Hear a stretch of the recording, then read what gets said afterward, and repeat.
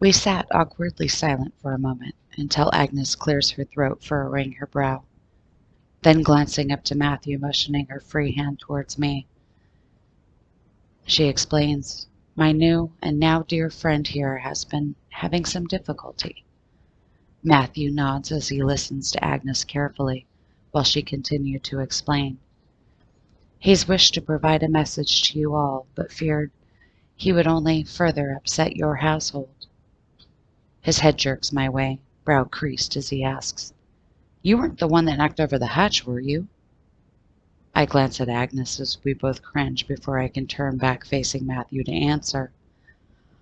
"I was not. However, I was here that night, yes." He pressed no further, only nodding with a light shrug of his shoulders. "Yeah, the girls have been convinced someone was here, but once we got settled in, they were fine, and we haven't heard a thing since." He twists his lips to the side. "Never did find that cat, though." I couldn't help but snort, recalling his wife in the kitchen that night of the incident he mentioned. When Agnes eyed me confused, I explained their conversation. She thought that was priceless and laughed. Matthew seemed a tad alarmed until I assured him I only stayed to observe and assure they were in fact safe. I made it clear I had been scarce ever since. Well, except for stopping by to make sure there weren't any freaky things lurking about. And I did compliment on how the boys comforted their ladies very, very well. The lad was so relaxed and comfortable. I actually feel bad that we're allowing him to believe this is a dream. I do like deceiving people, or I don't like deceiving people. Although this will be the best for all, or Agnes wouldn't have suggested this at all, I'm sure. After a few minutes, Matthew looked at me curious and asked my message.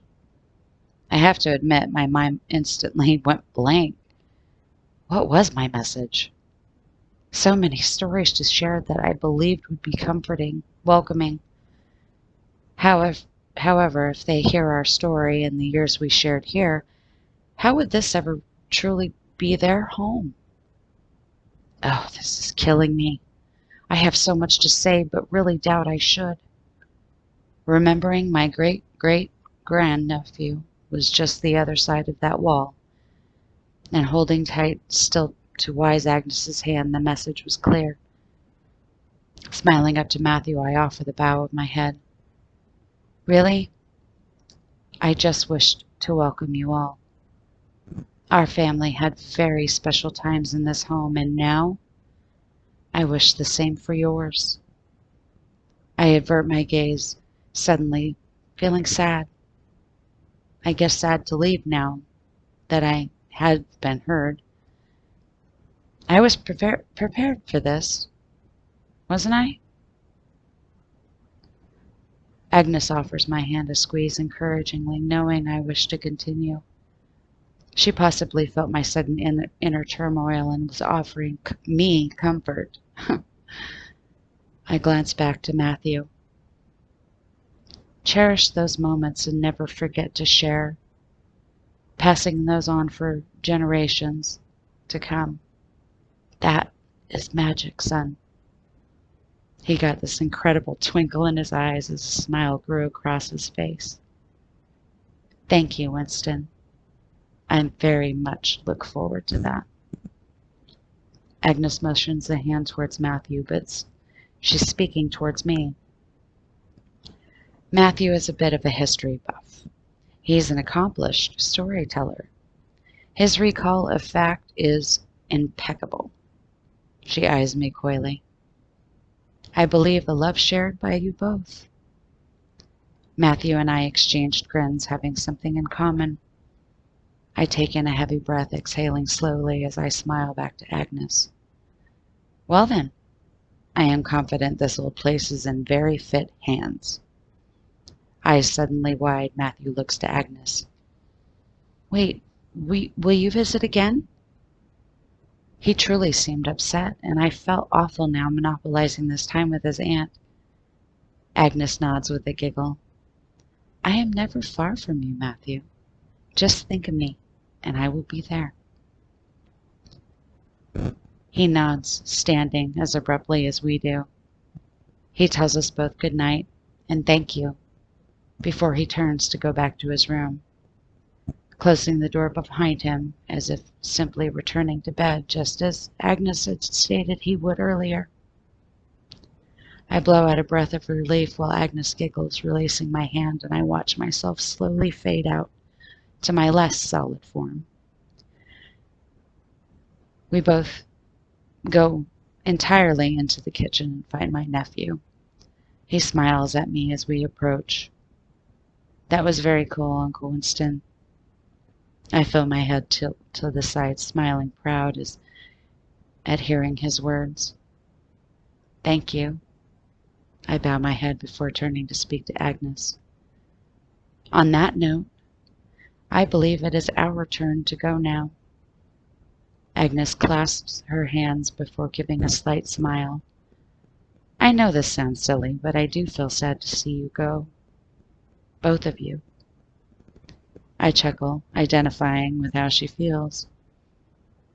Then you can call me silly too, miss. I joke, making her laugh. I was thinking that out in the living room, actually. Pursing her lips, Agnes offers us both a glance. You know, I honestly don't see any harm you stopping by from time to time. Smiling towards my nephew, I pat his arm and voice my appreciation to Agnes. I would ordinarily accept that invitation. However, I think our book has ended. It is time for a new story to be written. Agnes offers us both a head bow. Well, as long as you know you are welcome if you ever change your mind. I do appreciate all you have done, Agnes. I offer her my hand to shake. But I have a lad to introduce around and stories to fill his head with.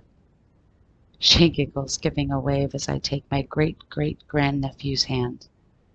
We both wave in return, slowly fading off to go to our home, our family. Not only am I going home with tremendous stuff to speak of, but I have someone to help me fill in what I missed. Oh, Mother will be surprised.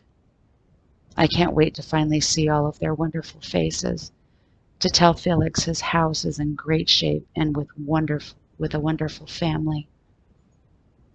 A little one coming soon to start everything fresh. To see my twin Wilhelm again. We have so much to catch up on. Oh, and to introduce my parents and grandparents to their great-great-great-grandson and great-great-great-great-grandson, respectively. What an honor. You know, I really wonder what took me so long to do this in the first place. This idea, after speaking with Agnes, doesn't seem so bad now, or so scary. Actually, I find it laughable I was afraid of this at all. Now that I've had some time and my nephew here to discuss this with, I actually think the heaven that awaits us, that's going to be another beautiful story.